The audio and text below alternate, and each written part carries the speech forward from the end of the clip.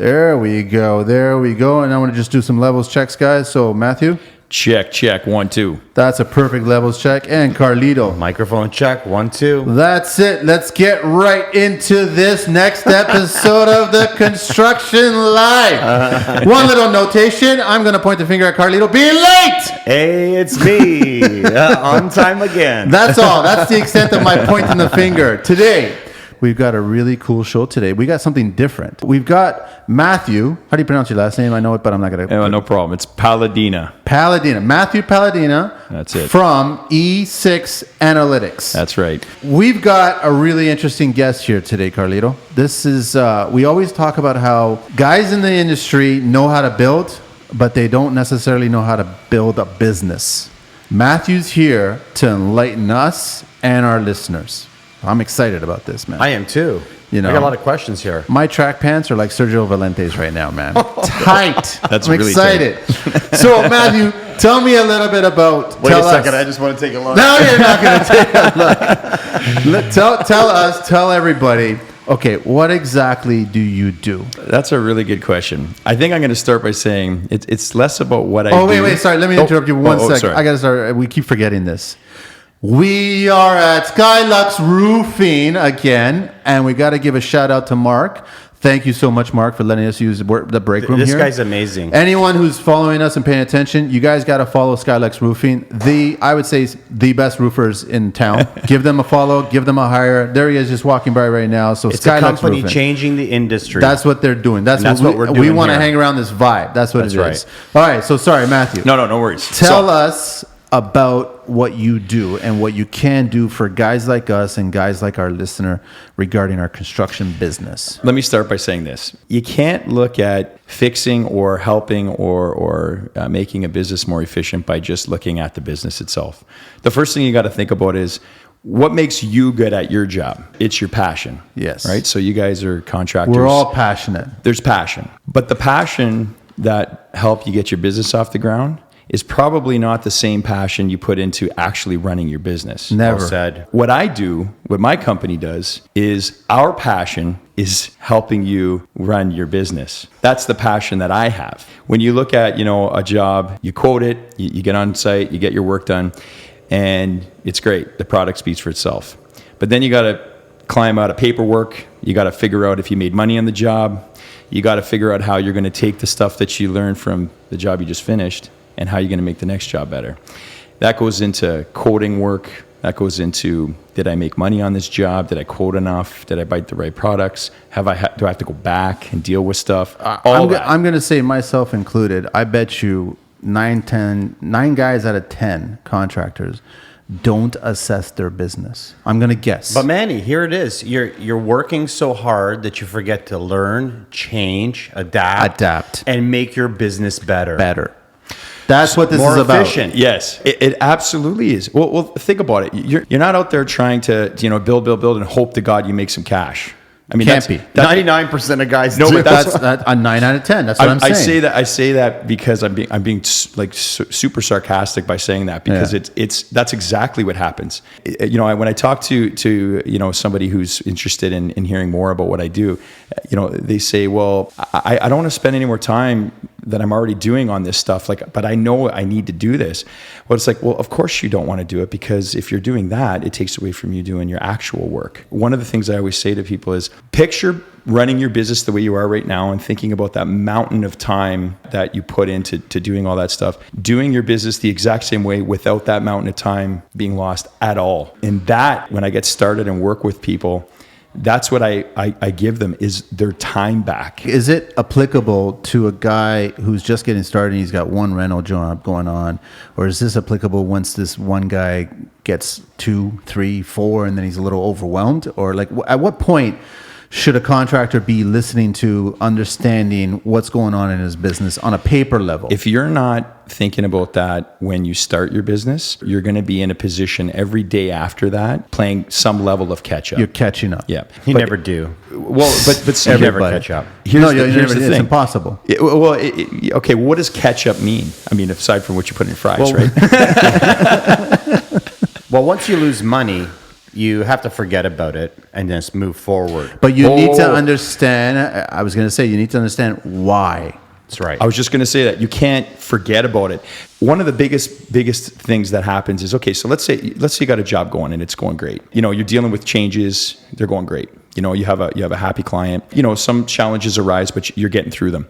And then you finish the job and you're like, okay, you know, I got the paperwork all done. I got the invoices out okay. And then all of a sudden you're rushing to your next job. You didn't close out the job. And when you don't close out the job properly, everything you just said about losing money on the job, you've lost the opportunity to take that, actually do something with it, and then apply it to the next one. So you're not sitting at the next job at the end of it thinking, damn, I lost money again. Oh, well, I'll work harder, or I'll get more jobs, or I'll get more guys.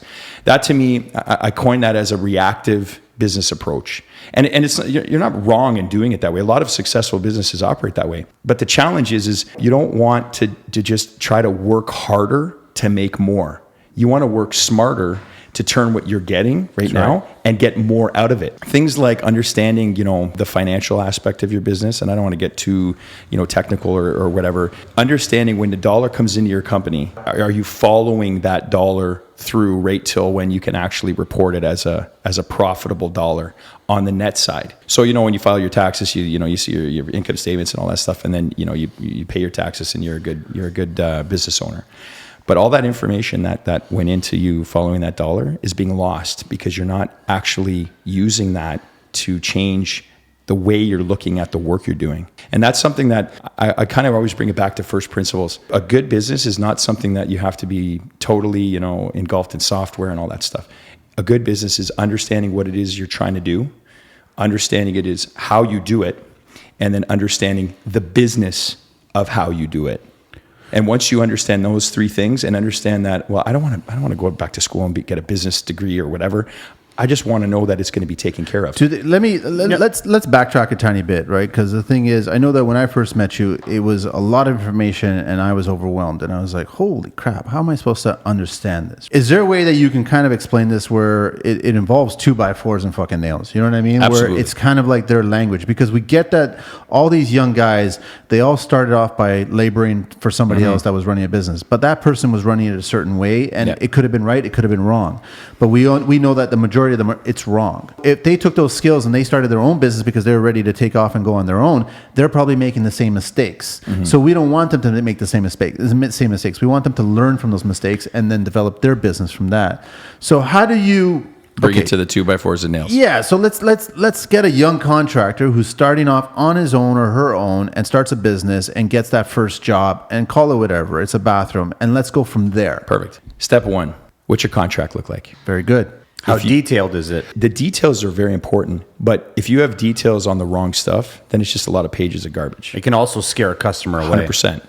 I remember working on jobs that were in the tens of millions of dollars, and we had contracts that were so big. And I remember saying, "Why is all this stuff in here? Like, what There's is this no for?" reason for this stuff. There is if you're a lawyer. Yeah, to protect you. Exactly. Well, to protect what? At the end of the day, it's what are we protecting here? I'm going to go back to what I said about contracts. If you set up a very simple contract with your customers, that right there sets you up for already much bigger success. When you say simple, what do you mean simple? So I'm glad you I'm asked doing that, a bathroom rental. Perfect. Simple. It comes down to 3 components. And if you understand these 3 components, you can have a very simple contract. The first thing is get your scope of work clearly identified with your client, with your customer. If you know that they want this tile, this vanity, they want the toilet moved 7 inches here, you got to record all that. It has to be documented. Document everything. 100%. Now, I'm not saying you got to go into, like excessive detail, but if you put together a clear, concise scope of work, step 1, done. Step 2, agree on a price that's not just a dollar value, but actually has it broken down. Because what happens during most jobs, no matter how small or how big, things are going to change. Number 1. You're totally right. You know what? Sometimes you go in, you price a job at $25,000. The customer tries to start picking at the price. They start taking prices away. A lot of guys will take a quote and make it a one ball price instead of actually in categories, and then be able to take and put back what you need to accordingly. So, Carlito, let me ask you a question. So let's say that $25,000 job you're doing. Let's say it's a kitchen rental.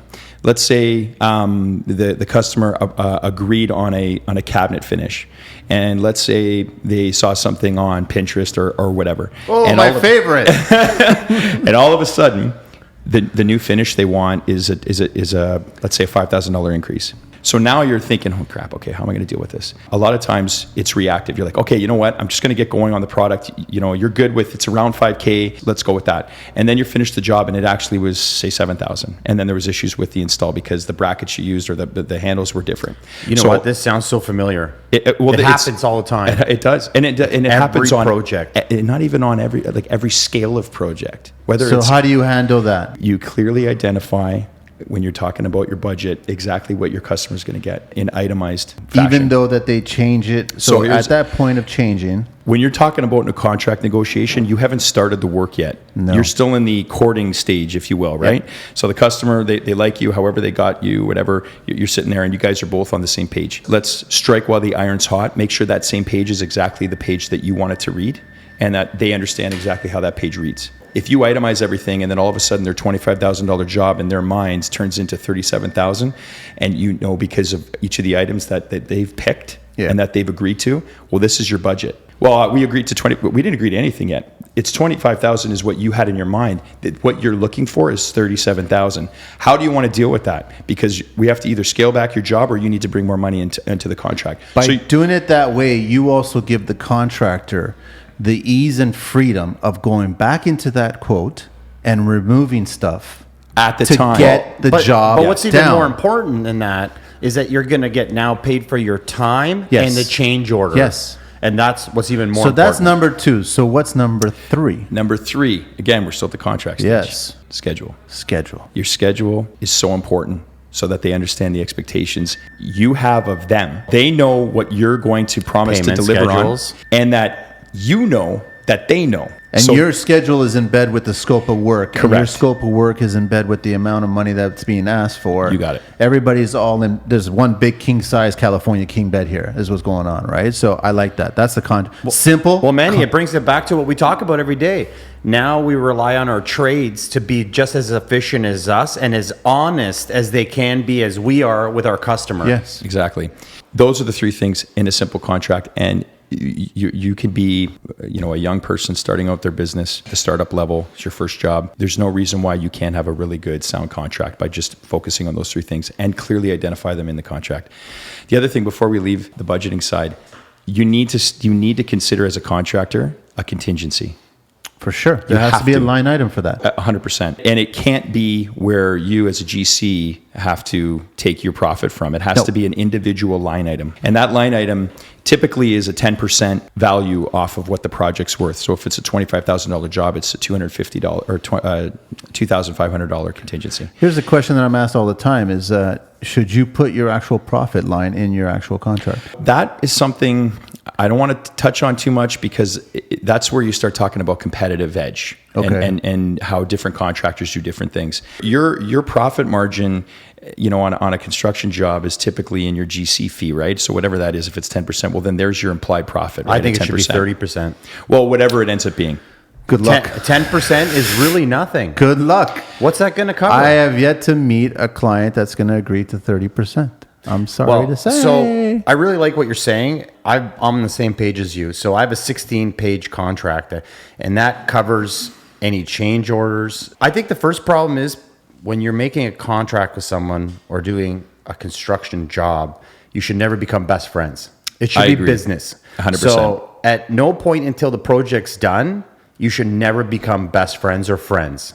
It's phony until the very end. Carlito, absolutely. You didn't meet this person at your best friend's wedding, or maybe you did. This is not a relationship that came together without something other than the fact that you want to do business together. A wise person once told me that business and pleasure, you have to be able to separate. If your business relationship is what you first have with the person, that has to be what you respect in the relationship first. And what that means is you can't get buddy-buddy and then all of a sudden then the situation starts taking advantage of itself. You start doing things for free, or you start doing things that are like, okay, you know what? I'll You see what I can't can do that. No, You have to can't. document every single thing you do. Absolutely. And you've got to add it to the scope of work. You got to add it to the package. You got to put it all together. It has to be a part. The clients have to be aware of what you're doing. There isn't, oh, since you're already here, you might as well take care of that. And I'm not saying you say, well, no, leave me alone. It's not that. It's about understanding the type of relationship you should have with your customer. It's not about being best friends, but it's also not about being like, well, I'm here to get the job done, get out of my way. Well, it's about being, how serious is that customer? When I present them a 16-page contract, so first I come in, I get to know them, get their wish list, talk back and forth just to find out their dream list.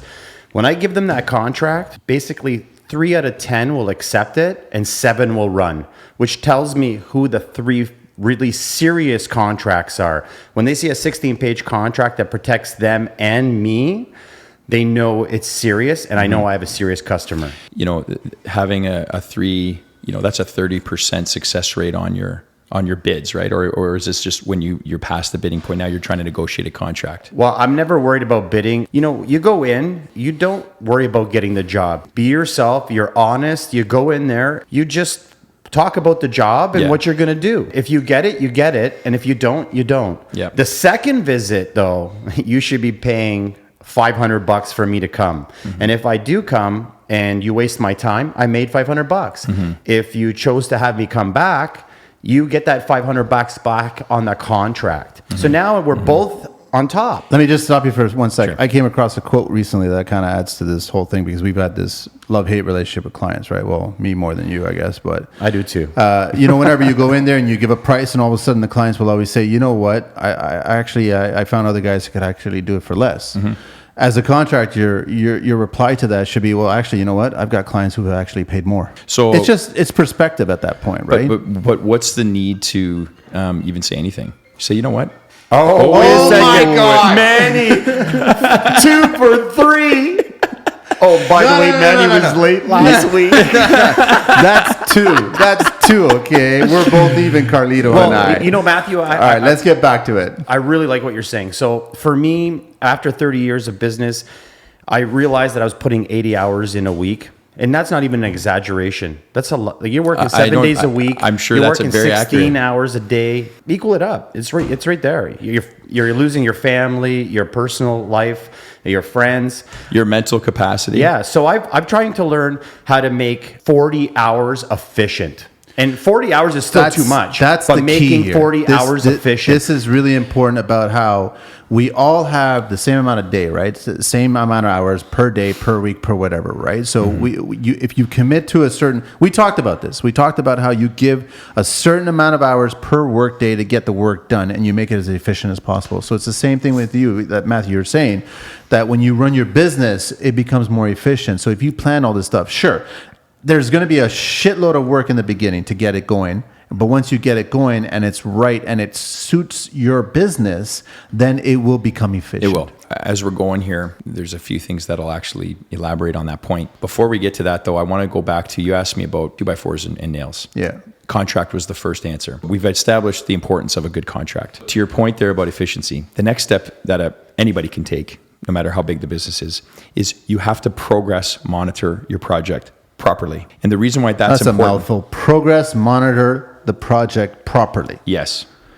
PMPP. Okay, guys, don't get stressed out. This is easier than it sounds. Actually, we should have said it is easier than it sounds. We should have said at the beginning, everybody grab a notepad and a pencil, man. Once you do what Matthew's saying, it becomes really easy. It's like grabbing a new phone, not knowing how to use it, and then after a couple of weeks, you're using it properly, and all of a sudden it benefits you. Sure. So it actually comes down to, it's even easier than you think. I mean, it's a big word, although I just made that up on the spot. It's nice, actually, but it's catchy. Progress monitoring. It sounds good. Eh? It sounds good. I'm Progress monitoring. You know what? You got me sweating. I got a little scared. We're losing people right now. Oh, no. I hope I don't sound too stiff. So I think it's important. Progress monitoring. Yeah. So what does that mean? Okay. I'm going to paint a picture, and I think you two are going to really relate to this as well as a lot of your listeners. Let's say, you've started the job and everything's going well. And usually at the beginning of the job, everything does go well. Of course. And then all of a sudden you're midway through and your clients are getting antsy because they're starting to see Christmas coming or whatever. And they want to have things ready for whatever party they want to throw. So now they start asking questions. Hey, are you on schedule? Like, what's going on? Like, how's the job going? Oh, yeah, we're on schedule. Yeah, we're probably a little bit behind on this, but we'll make it up for it here and this and that. And they're like, okay, well, I just approved your last payment certificate or invoice or whatever you guys call them. And I noticed, we've already spent all the money on framing budget. Contingency and whatever. Yeah, right? and it's like, okay, well, yeah, you know what? I got to run some numbers, but, everything seems to be good right now. So that meeting passes. Then the next week they come again. And then they're a little more aggressive about wanting the information, and you're a little bit more impatient because you're trying to finish and catch up. Oh, another week passes. Now they're upset. Maybe they're phoning you now, on the drive-ins. All kinds of pressure starts to build in all different kind of ways. The relationship starts to suffer. Correct. And I'm going to tell you the major reason for that, it's one simple thing. It's lack of correct communication. And that comes from not having good progress monitoring. So a good progress monitoring looks like this, and it's so simple. You have a contract that outlined a schedule, a budget, and a scope of work. You align your progress monitoring Change the same orders. way. So change orders I'm going to talk about, again, that's a key That's one. part of it, Yeah, but it's not it all is. of To me, it. it's so important. Oh, no, it's because it takes time. very it takes important. money. It changes the schedule. But every job is going to have a change order. If you go into a job thinking it's not Every going to happen, job. then you shouldn't be doing the work. You shouldn't be doing contract. No, work. you have to expect it. It will happen. That's like 100% I think every guarantees. single reno that's ever been undertaken has had a change order. I see Manny change his own jobs. The guy's like, I've got a great idea. Somebody I've reach gotta out and try tell it. me that they did a job where they had no changes whatsoever, and I bet you're lying. Well, listen, honestly, when I talk to a customer, I really want to have all the bells and whistles in there and no changes, because once we start, we don't want to stop. Right. But What are you we building, a are bike? humans. Are you building We a bike are with the bells and humans. whistles? Is that what you're doing? Everyone's human. And So I- changes happen. 100%. I had change orders All on right, my. let's keep going. Let's keep going. I Past had change orders on my family vacation this summer, man. You need to change that. Get a change order for that change. That's right. So okay, so you're monitoring progress, and as you're going, you're monitoring the progress of work against the schedule, the consumption of cash, and whether you're aligning to your scope of work. Now the homeowner or the customer calls you and says, okay, Carlito, Manny, I want to make a change to the project. Okay, no problem. What do you want to change?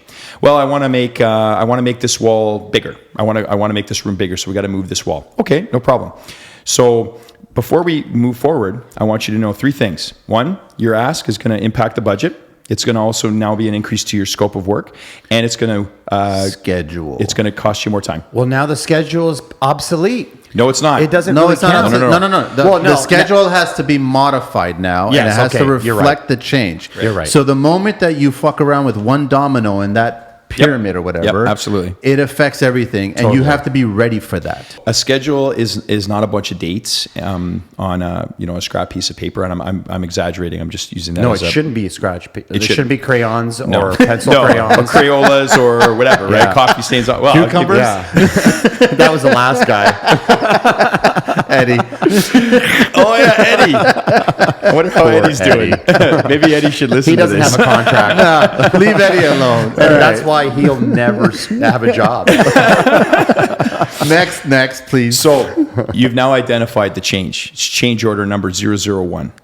And now your contract has to be reviewed with the client, with the customer. So you need to have a process that identifies exactly what it is that they're asking you to do and what that means. And then now you got to look at the 3 factors of your contract that are going to be impacted by it. A change like that's going to be more money. It's obviously a change to your scope, and it's going to cause more time. In most cases, and I'm talking about just as project management terminology. So anybody that's listening as a project manager is probably like, well, of course, Matt, everybody knows that in project management. Yeah, So, everybody knows everything. Yeah, everybody knows everything. That's why everyone's in trouble. But when you bring it down to what's real, you say, okay, well, that wall move is going to be an extra 15 days to the project. And then you look at your proposed schedule that you have approved in your contract, and you start looking at what's called the critical path on that. And the critical path is everything that can be done with no time movement whatsoever. It's like if you start and finish on that line, your project will be done on the back end. And there's things you can overlap when you're framing up. You can put in electrical work, you could do your duct work and all that stuff. Those things may not take the full time that you have allotted for it, but they take time nonetheless. So what I'm saying is that you have 15 days that you got to add to the project now. Your client has to understand this. If your due date is X, you have to push the due date out by 15 days right away. To why? Will it be exactly Well, 15 days or? Well, we don't know. We But don't we're know. going to be making our assessment of the impact in time based on what you know right now. And the realities of construction are shit Changes. happens. Yeah, We it don't totally know. We does. can't see behind the wall. 100%. So I ain't Superman. so you got to tell them like, okay, so do you want us to do the project in the same amount of time? Yes. Okay. Well, then it's going to cost you more money. But even more important, Matthew, is that when a change happens, they need to pay for the change right there. No, don't change the contract, no, but pay for the extra now so that you know they're serious. And now you've been paid for the change, and then you're back on schedule. No, you got to go back to Matthew So will say it, right? I think your point is valid, but I think you might want to consider one other thing. If you tell them that it's going to cost you 15 more days to do that work, and it's going to cost you X amount of dollars to do that work, what do you want to do here? Do you want both? Because if you want both, then here's the change order for that for both, and we have to increase your contract value right now, so that I know that the budget has gone from 25,000 to 30,000, say, and that we're going to put an amended part of our schedule to actually illustrate that change. So now when you leave that moment, you have the commitment from your customer, your client, that they're approving the change. So in essence, you do get that money. And it should be on two contracts, his and yours, exactly identically the same. One contract, two copies. That's right. So one basically, contract. you have a new Keyword. scope. You have a new scope of work now. Nope, you have an amended scope of work. And I only use that word because when You don't want to deviate from the original path. That's right. Again, we do this for one reason. At the end, that the paper trail is so clear and concise that if it does go bad, it'll be very easy to follow the path of the paperwork. I want to stop and say something really important to the homeowners listening out there or other contractors hiring other contractors. When you put a change in, that's not my only job running. So now you're taking away time from another schedule I have proposed for someone else. And Correct. now they're changing their whole life for me to come there. So they need to understand that these changes shouldn't happen, but if they do, they have to pay for them. So how do you handle that, Carlito? The idea is that you get a change order. It's 15 days. It's going to fuck with your other job Don't now. rush the job. When you quote a job, you shouldn't be wanting to get in there next week. I'll be in there next week. I could be in there tomorrow. Who's more important at this stage? So you've got two jobs on the go. You've got a client who's added 15 days to it. What do? You tell the other client, or you tell this client who's asking for 15 days? I'm very open and honest with customers. Nobody in construction has one job going. I get, but I'm trying to figure out. Are you going to give the client who's asking for 15 days precedent over the other client that didn't ask for any changes yet? I will definitely. You'll do that? If I'm already in a project, So you're before penalizing the someone other. else, You're penalizing the other. I always client. do say to the next person that I'm working on my next deal, I say, listen, there's always extras. There is a possibility the schedule may change until it's written in ink. Then we're official. For now, let's keep it open-minded that you might lose a week or two or a month. So Carlito, I got to ask you a question. I'm a homeowner, and Yes. you're doing that job for me. I'm gone. Got to go. Quite frankly, I don't really care what other work you have going on. Yeah, No, I know. I was And- just about to say. but It's true. But so on the homeowner side, my mentality, But that's just to why a interrupt. good contractor should get but Carlito, my mentality is that yes, contractors should have more than one job going on because you have to survive and you got to keep you guys busy. But you need to treat every job that you're doing like it's the only job that you're doing. To a You certain have to do- extent. To a Let's certain be extent. realistic. But It's I'm to a just certain saying extent. that if this client's asking for a 15-day extension to that job, how do you handle the other How job I that's handle- going to be affected now as a result Hold of on. this client? Well, we're missing one key piece here. The change, they see the impact to the project in the moment they're requesting the change. They might decide, you know what, Carlito, I think we're going to just stick with the original plan. Well, I'm pretty efficient. And that's the reason why you're asking for this to all be laid out. So then Yes. that conversation can happen right then and there. Yes. And then they can decide if they want to have a 24-hour period or 48-hour period to Or discuss even a it and week think or about two it. or a month. Doesn't matter. Get Exactly. back to us. But the thing is, it's discussed, clear, everyone's on the same page, and then you move forward. But I think as a contractor, you should have a plan B to how do you speak to the other client that had nothing to do Well, I with think this it's delay. in plan A. You really need to be a good contractor, not just go in and out, but listen to them and give them everything on the first contract. Cover all that. 100%. I I totally mean, Hold if on. it's door handles and Hold on, Carlito. I got because my mind works very unusually sometimes. When you're saying one contract, It's almost like you're implying there's multiple. The first contract. What is the first contract though? The first contract would be if you're a homeowner and I've spent a month with you going over your home and your wish list. And we finally got what you want. And now I'm going to start it. I put a number price to it. I put a schedule to it.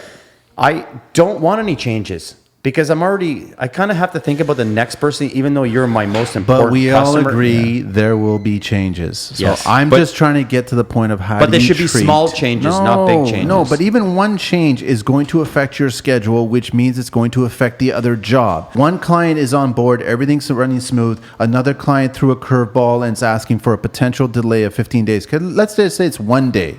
That 1 day delay affects your other client, or maybe even another client, because you got 4 jobs on the go. I'm just trying to figure out, how do you handle that? You can't penalize the client that didn't ask for an extension or a change. They're all on the same page. They agreed to everything. Everything's moving forward. That's not fair to penalize that client. You have to figure out how you're going to handle this. Hopefully you have a big group like we do, and you have good guys that you work with. I think the delay should fall on the client that's actually asking for the delay. I just would like to just take a moment to just identify you must something. do yoga. I gotta take a moment here. So I when I hear changes as a contractor, and I kind of agree with Manny where you're going with your train of thought. If a client wants something they're willing to pay for, and they're willing to let the project be impacted by that change, and they're not resisting at all, and they really want it, you need to give it to them, unless it's impossible. Well, no one's saying that you're not. No. I know you're not, and that's where I agree with you on the front of you got a lot of juggling that you're doing, not just with the job. You got a business to run too, and we're going to touch on that in a little later. To just kind of put this point maybe into context, a change is going to happen. What e6Analytics will do. I like plug. that. Wait a second. What we do. E6. I actually rehearsed saying that on the way over here. I was trying to find the right tone. What does E6 stand for? E6, the letter E in lowercase stands for easy. I like and that. 6 is when you add 1, 2, 3 together. Look at that, huh? So it's as easy as 1, 2, 3. It's easy as 1, 2, 3. I like that. And I wish everyone was as can easy we as just that. not talk about that? I want Matthew to continue moving along because we want to get more information. You know here. I can't we stop get talking. it. We get it. No, There's this is change good. orders. This We is get good. that. Let's figure that out later on. I want to keep on moving. So we got we're doing our progress monitoring, which includes making sure that your original contract is being followed, and then as changes come up, those changes are being noted and identified, and the contract is amended as you go. And initialed and dated. That forms part of the contract. It's an agreement in addition to the original agreement. Your customer, client, homeowner, whatever you want, however you want to call them, they need to agree, and you need to agree that your original contract is now being adjusted to include this new information. Now that forms the same contract. It's not a new contract. It's the same contract with a new agreement. Same contract with a new agreement. That's right. Every time that you sit down with a change order, you handle it that way, and you do not move forward until you both agree on the terms in which you're going to move forward on. And you can do that happily. And if you're doing it in the moment, your customer will very much appreciate the opportunity to be able to make that decision before you get to the end of the project and they're staring down the barrel of a massive extra to the project. I know, but you know what comes the great thing about that is a customer will be like, what a great experience. I feel comfortable giving him to my friends, my family, my mother, because it's honest and it's true. And that's what you guys are really trying to accomplish with the people you do business with. No one's going into a relationship wanting to hate each other, right? No, I never thought I'd hate Manny, but I Well, maybe it's more like a love-hate and then thing. I love him the next day. But do you understand what I'm saying? Swipe though? left, man. You want that success, but as the project deteriorates, you're probably like, I can't wait to get the hell out of here. Yeah, and you don't want that feeling. No, you you don't want don't. that No, feeling. but I want hear the it all job. the time with contractors. And again, if you rewind the project, it's because those moments when the project started to deviate from the original agreement, when it starts to separate and diverge, and you have what you're doing over here and what the expectations of your customer over here, and the further apart you get, the more angry you get at each other. And again, I said it earlier, communication is very important. And you need to make sure you're communicating on something solid, which is like a progress monitoring report, which includes how much money you've spent, what you spent it on, where your schedule is at, how much of the job you've completed, what the status is of certain payments. Your meetings can be as simple as sliding over this report once your customers understand exactly what they're getting. Thanks, Carlito. Thank you, Manny. I'm just going to review this. If I have any questions, I'm going to call you. So this can be broken down like a graph of some sort, and at the beginning of the job, you've got the numbers that are associated to everything to be done, and then at the end of the job, you've got the expenditures that are associated to all the job, right? Exactly. And then you see a big lump sum at the beginning. Yep. This is what we're predicting to use, and then all of a sudden you see that lump sum shrinking as it's being consumed, and then the build is happening because 100%. You're increasing that way. That's basically how you want to visualize it. And there's one very important part of managing budget and schedule that have a very nice overlap. You're obviously spending money at a pace to keep up with the work that's occurring. So as an example, if you're going to be going in and doing drywall, you have to purchase the materials beforehand in order to drywall the room. There's actually going to be a percentage of the budget that you will be consuming at a faster rate than the work is happening, because the work has to be happening as the materials are being purchased and it's occurring. One major thing that I always look at whenever I'm evaluating progress is how much money have you spent overall versus how much of the job have you completed overall. Well, it shouldn't cost the customer and it shouldn't cost the contractor. It should just be flowing perfectly. Well, what Matthew's saying, though, is that what you should be looking at, and you can correct me if I'm wrong, right? That you should be able to look at the job on both of those levels, and you actually see how much money has been given to you and how much money you have spent and how much work has been done. And you should be able to connect all of them and look at it and go, we are on track. That means no juggling money from job to job. Paul to pay so Peter. You focus you do this for every single rental. Doesn't matter how small the rental. If it's a powder room and that's all you're doing is a new vanity, a new toilet, new tile, that's it. You treat this exactly the same way as if you're doing a huge, expensive $200K kitchen. You do it the exact same way, right? But the idea is that you as a contractor need to see money that is supposed to be coming in, money that has gone out, and work that has been completed, and where in the stage of those three are. That's important. So then you can stay on that schedule. And on your invoices, how your change orders and how that money is being spent. That's why I like to say that the contract changes, it alters. It's the same contract. Amendment. It's an amendment, yes. So that's why I like that change order to be paid right away, because now it doesn't really affect the project. So when you say paid, though, just so that me being, let's say I'm a homeowner, I'm not going to hand over the money that costs. I'm going to allow you to adjust our contract to include the new line item for the value that we've agreed to. But that's you. But that's in my contract. No, but that's how it should be. There's no set contract and there's no set cost in construction. We're trying to give the new guys and even the old guys who want to learn new tricks a better way to run their business, right? So we're just trying to do it. But at the end of the job, it's not going to be this clusterfuck. I know, but not everybody has money in the bank. Let's be realistic. A lot of these contractors are working their business off of credit cards over You got a very valid point. So what I'm saying to you, you're touching on something we're going to talk to at the end. That's the business part of your work we're talking about. Cash flow management. Yeah. That's what's next after progress monitoring? Okay. Project's bouncing along. You've got your contract. You've got your amendments. Now you're at the end and you want to finish the job. When you finish the job, it's not closing the door and walking away and kind of saying, okay, I got some paperwork I got to finish, but I got to get to the next job. I got to get going. Properly closing out your jobs is the third thing. So whether, contract, progress monitoring, closeout is a very important step that a lot of people overlook, because you said it earlier about, getting on a job and, oh man, I lost money on that job. Well, let me just forget about that and move on. Well, no. That you need to look at that. Why did I lose money?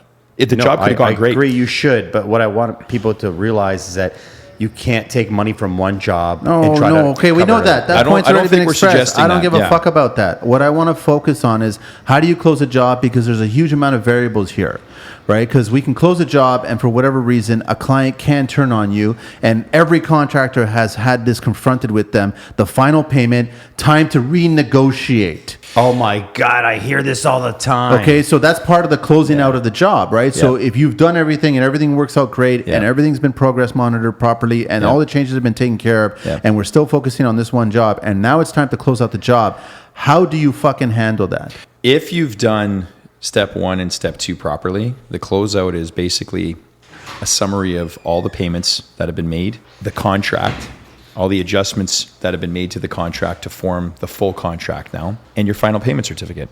That's how easy it is, because you've avoided all of the major issues by dealing with them in the moment and properly managing that in the within the context of the contract. You can't be scared to do this. A lot of people are scared. They give the contract, they land the job, but they don't follow through with the contract. It's almost like an explosive device. Like, they hand when it I off read carefully. my contract, I sit down with people and I give them the same contract. Yep. We all sit down at the table and we read every paragraph. Which is great, but it should not stop at the beginning. It shouldn't. You should be doing that Change, along the way. write it down. Yep, and your home, like the customer's going to be happy that you're doing that Because you're both on the same page. Well, and odds are the customer will actually pay that amount and not want to turn it into a renegotiation. Because And they here's know the what they're most paying important for. thing for business for me is by doing what Matthew said at the very end and closing that contract and creating a great relationship. When you get 10 jobs, you don't know who's going to be the one person that's going to be out of the 10, the person that you carry for life. Like out of every 10 customers, I have one customer that's for life. I don't know who it is. So by doing that, I create a relationship and they always call me back because they had a great experience. Going to your point about the dreaded finish and final payment.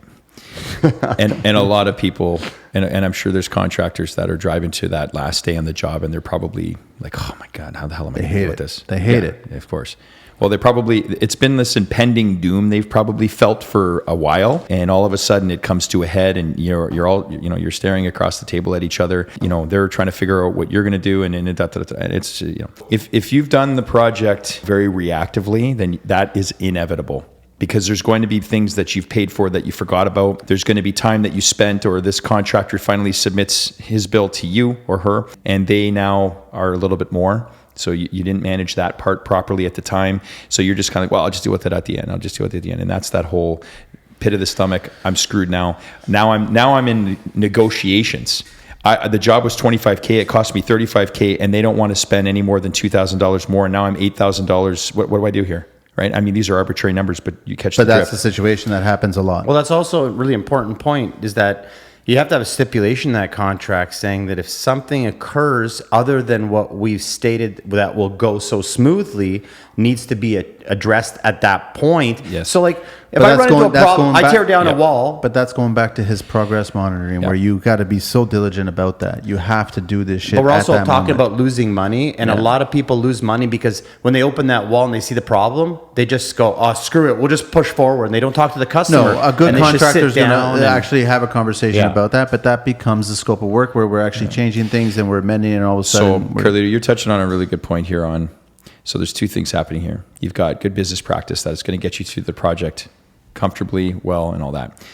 Now you're talking about something else. If you peel the wall down and there's a problem and you're too afraid to deal with it, that's something different. You're going to lose money. But no. But that's your inability to manage that situation in the moment. Whether you're afraid to talk to them, whether you're afraid of what they're going to say or whatever, that situation, if you deal with it on the spot and that customer, and you're probably talking about this with them at the outset of the project anyway, like, listen, all I'm seeing here is walls covered in drywall.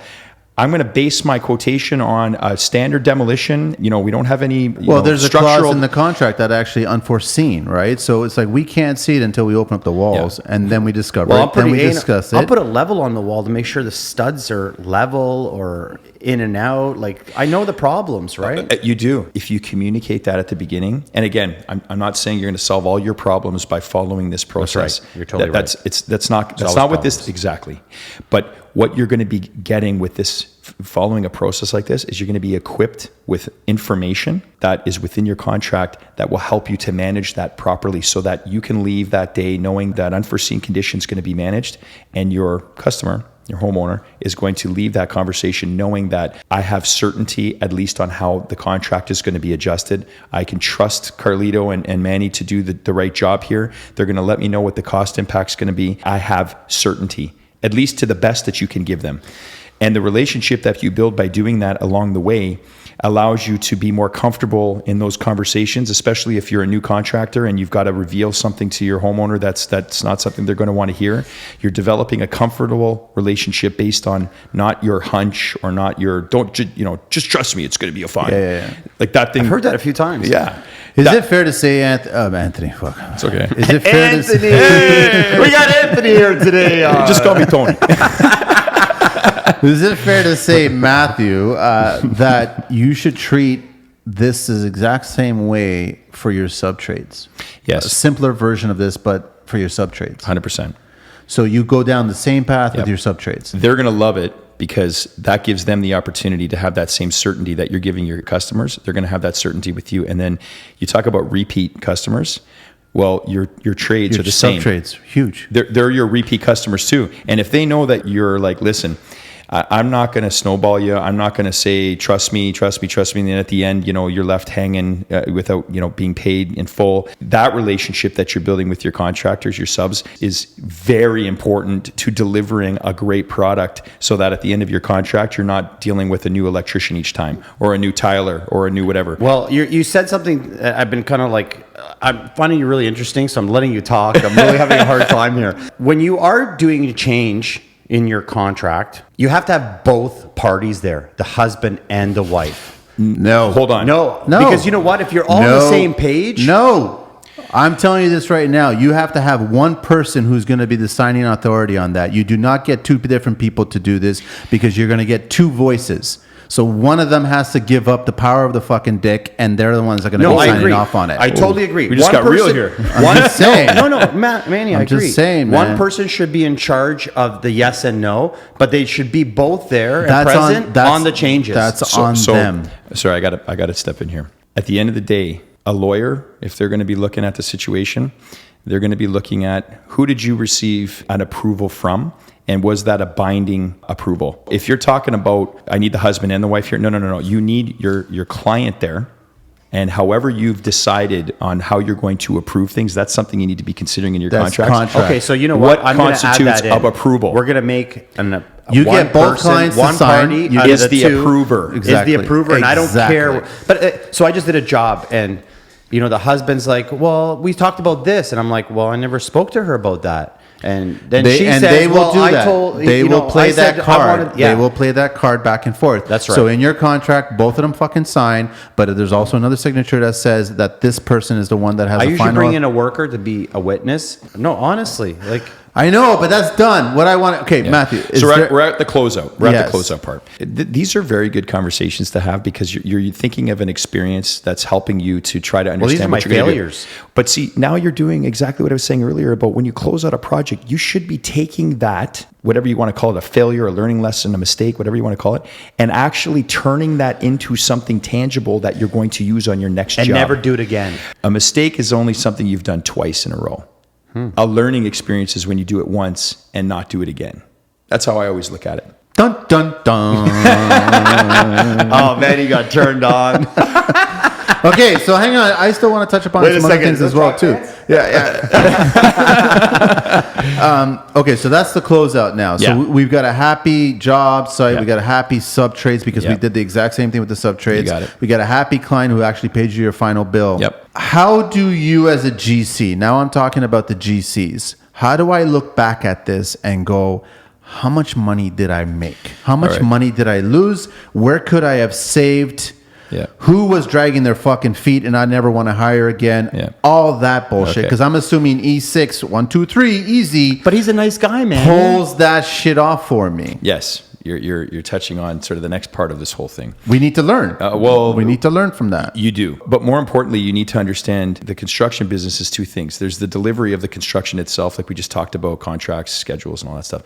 And then there is the business of your business of construction. And that's the part we talked about earlier about when you're looking at how you run your business, that will tell you whether you're profitable or not.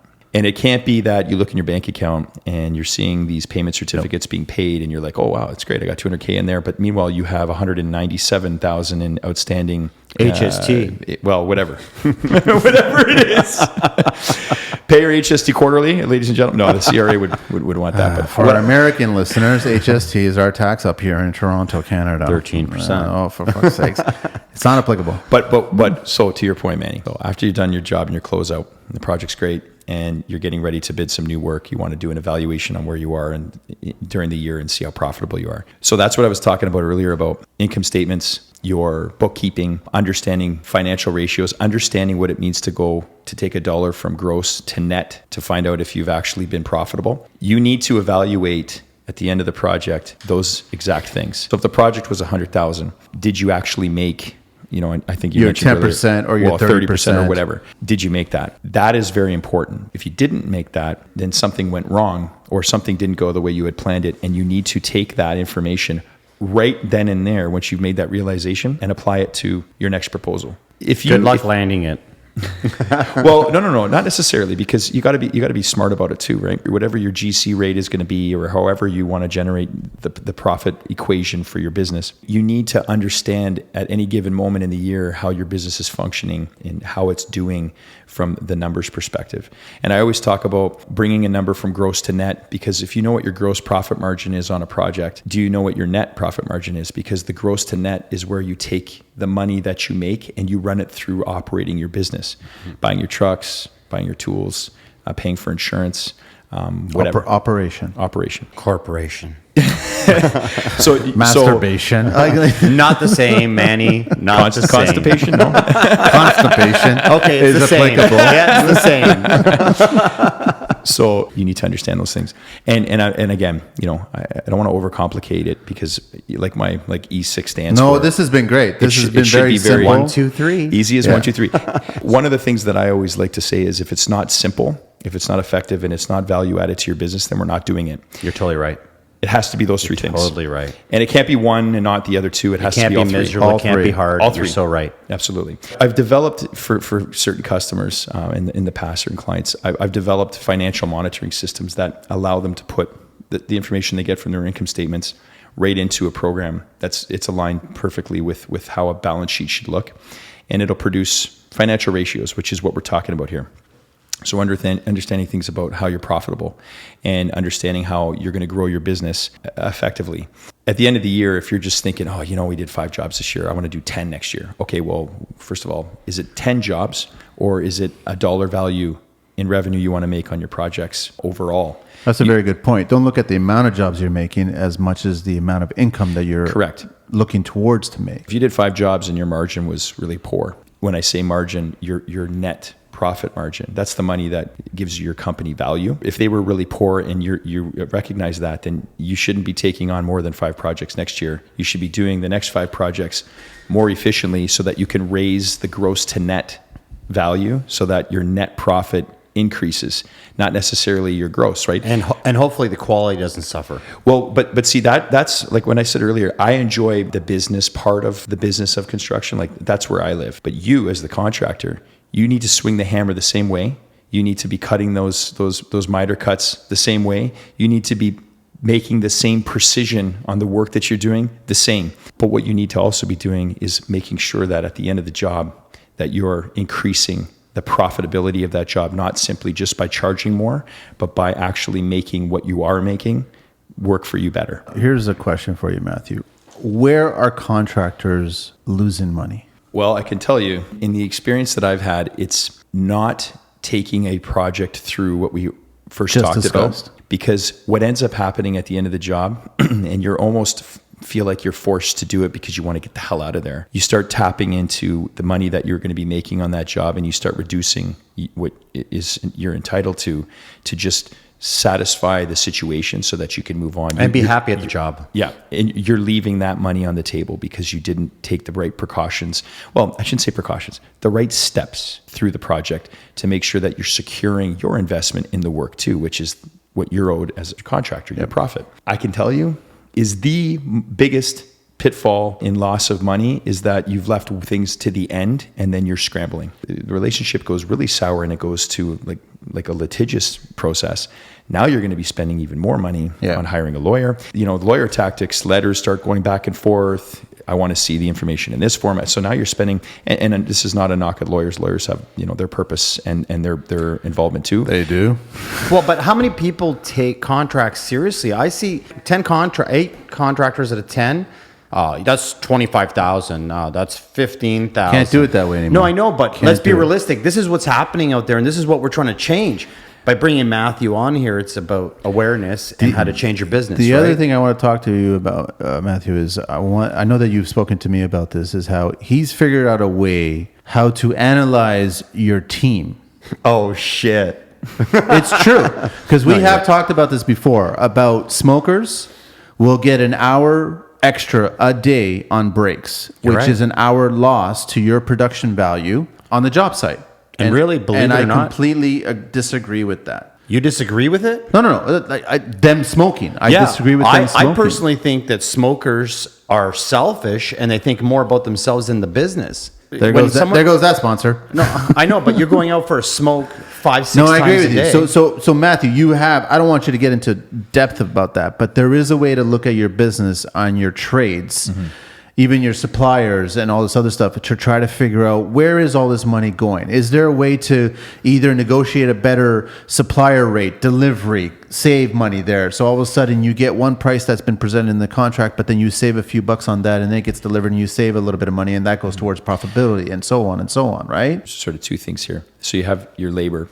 So if you run a company, construction company, let's say a drywall, and you have drywall crews that you pay, whether they're unionized or whatever, we won't get into that, but you're responsible for employees. I've done programs where we set up some data entry, components to the workflow that they have. So we start to generate data about how the people are working. But of course, when they know they're being monitored on how they're working, then suddenly they're the best employees that you've ever had. Funny how that works. Yeah, it's funny how that works. How many times does that happen, though? It happens mostly in the discussion when you're implementing something like that, like maybe a time management software or something like that. All of a sudden, everybody's trying to figure out a way to be good at that. They want to make sure that they actually show the time that they're doing. But we're not being assholes by No, asking and that, you're because not. you get your breaks, you get your lunch, you start. The idea is that we want a productive day. Well, it's important because You're getting paid. that's the point that right there. Nobody should have an issue with this because you need to monitor that because you're trying to make your business more efficient. Well, if having people work for you is part of your business, you need to know how efficiently they're working. Yeah, my $25 to a laborer should be 35 back at minimum.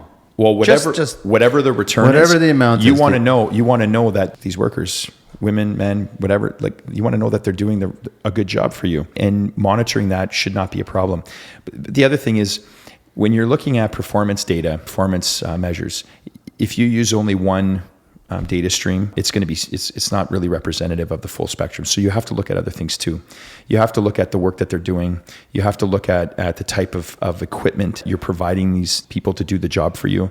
I've heard it, from a few people like, we want to work hard, but we have crappy equipment and our boss doesn't want to buy us good stuff, or I'm constantly have breakdowns and this and that. So there's another thing that you have to measure. You can have a great person who's spending a lot of time doing something, and if you're not measuring a few different data streams, you could be yelling at the wrong thing. You could be making good people feel like crap because the freaking materials they have or the saws they're using are shit. Yeah, so, it's proven. You need a pat on the back. If you're doing well, you need to be told that. And how many people do that? you know what? Not enough. Manny, to your point, tracking that, anything can be tracked as long as you're understanding what you want to track.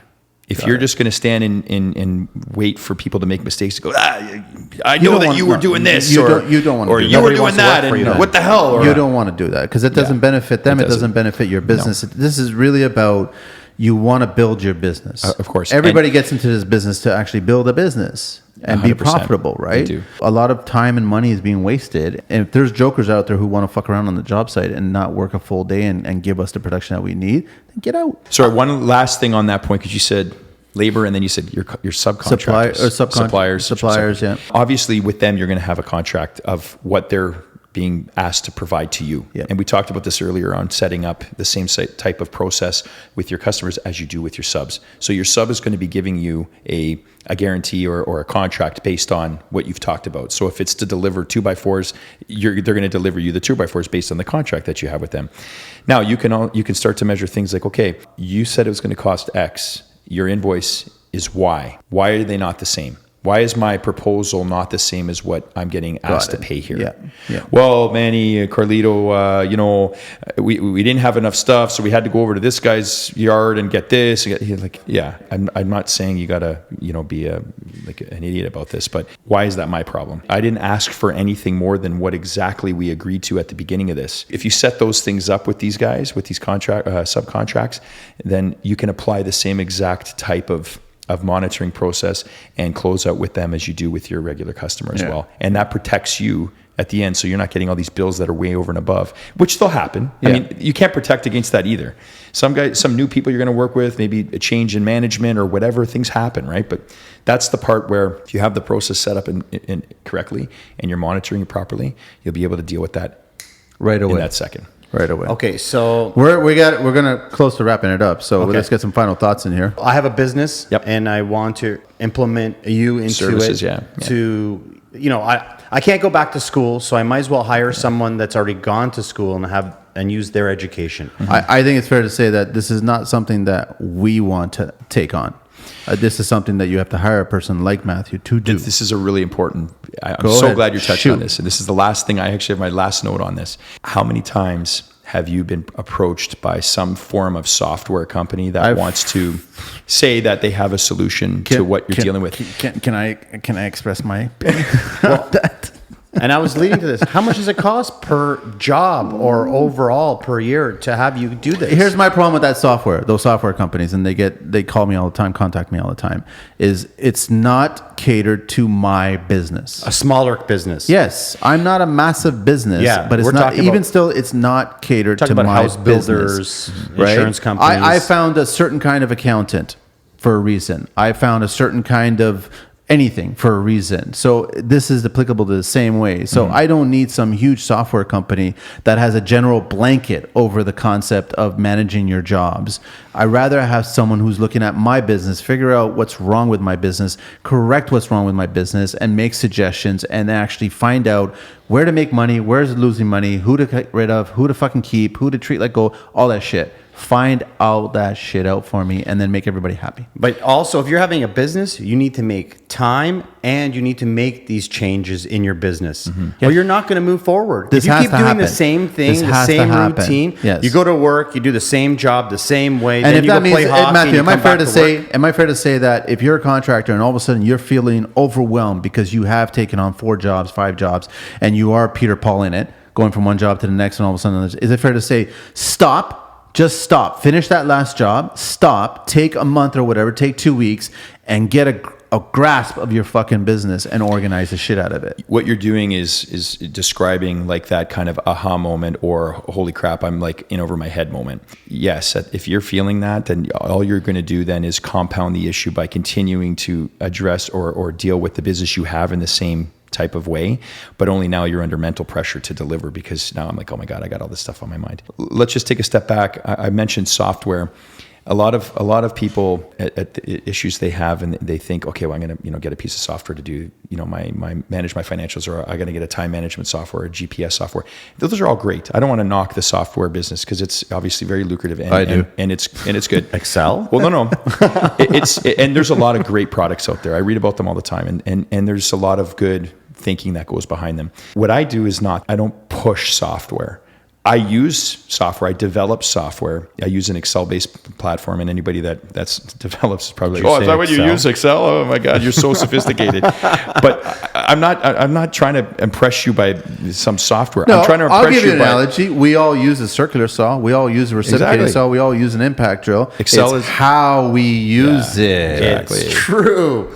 Yes. It's so true. To answer your question earlier about how much does something like this cost and all that, well, I don't get into costs. In fact, my first meeting with you, it costs you nothing because you're already in a state of probably pressure and all that. And That's it. 1-800 costs you nothing. That's easy. 1, 2, 3. You want to sit down. You want to talk. You want to first of all, I want to get to know you a little better, Matt. I mean, I heard you on the podcast or whatever. I want to meet you, but I don't want to pay anything. How do we get a hold of you? I have a website. I have a phone What's number. the URL? What is What's the that? URL? www.e6Analytics.com. And I'm on Instagram. There you go. What's the handle? The handle is at e6Analytics. Can you benefit a small business? What's the email? The email is www. No, the email. Okay, info@e6analytics.com. Perfect. Now you can ask your question. All right. Like Manny was saying, we have smaller businesses. There's bigger guys out there, different budgets. Yep. Does it benefit someone smaller? I'm going to just leave you with this thought. If you're trying to run a business and you're one person and you don't know what to do, and you don't know if you have enough money, or I don't even know if I could sit down with a guy like a company like e6Analytics, get that out of your mind. Because if you do things right at the beginning, it's much easier to help you build what you want to build when you start there. And we adjust the fee schedule to make sure that it works for you, that it's fair, and that you're going to get value out of it. Remember, simple, effective, it has to be value add to you. If it's an expense and you're like, Jesus, I love all this stuff, but oh my God, is it ever expensive? Then I'm not doing what I'm doing properly. You need to feel comfortable that the services that are being provided to you are providing the simple, effective, value-added solutions. Like buying a tool. You got it. Okay, so I think we got to wrap it up, but don't be beatboxing just yet, okay? There's a few things that we have to talk about. I never got to do that. I also want to add to Matthew's credentials regarding contact credentials is that he wrote an amazing article, and it's on the constructionlife.com website, which touches upon a lot of this stuff. So I would definitely encourage people to go to the website and check it out. And also there's a link to his website and his email on that article, which is great. So you can ask him a bunch of questions. Second thing, Matthew forgot to sing his song. I was just about to say that. I was so upset. But I'm going to apologize to both of you guys. Why? I was rushing. And what? I had to, Why? I had to stop somewhere, and I was behind. Get it? Literally. I thought I was going to get off the hook. I don't even know what to sing now. Let's start closing this out. We might as well get Matthew if you want to hum it up if you're like comfortable now. Wait. You got some more?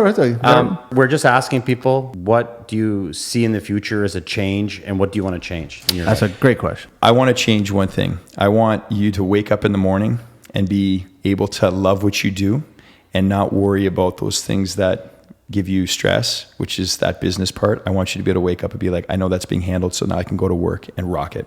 I would say that's his goal. What's your goal this week? This week, my goal is for you to be on time. You know what? This last week I was early 45 minutes. Since your phone didn't go off, I'm gonna fucking keep digging. And I don't have my phone with me, Mr. 2 for 3. 2 for 2. And wait a second. 2 for 2. And if I remember that week, I think I can't put subtitles on a podcast. Okay. All right. So, what's the goal for? I'm looking for a new company name. I've just recently got out of business with somebody, and now I'm recreating a new name. Get it? You like that? So I'm looking for a new company name. So by next week, I'm hoping to get on my feet. Look at that! Look at that! Listen next week to find out if Carlito's come up with a new company name. And you? Me? Yeah. I already told my goal for you to be on fucking time. That's easy. No, actually, my goal I was waiting here for you is that I actually want to pull off 100. I want to get to the 100th podcast by the end of next year. How many you got now? This is number 22. It's tight. Are you going to do it's not about numbers. It's about quality. This whole episode was about numbers. No, but I mean, that's true. But I mean about quality, something giving back to the industry. But I think it's possible that you and I can pull off another 78 podcasts by the end of next year. You know what? Every That's time my we goal. do a podcast, will they be on and time? smarter. I don't know. Well, we'll see if Manny's on time next week. So, Matthew, you want to take a song and then he'll beatbox, or you don't want to? Well,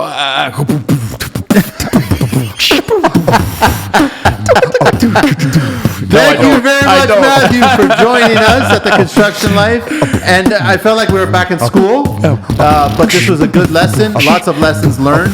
And thank you, Carlito. Take it out of here. Take it out of here. Straight from CO, baby. I didn't want to do the beatbox, but hey, you know what? There. You know what I pretty missed? good, actually. And this is Manny right across from me. Next week, another podcast. See you then. Ciao. See you later.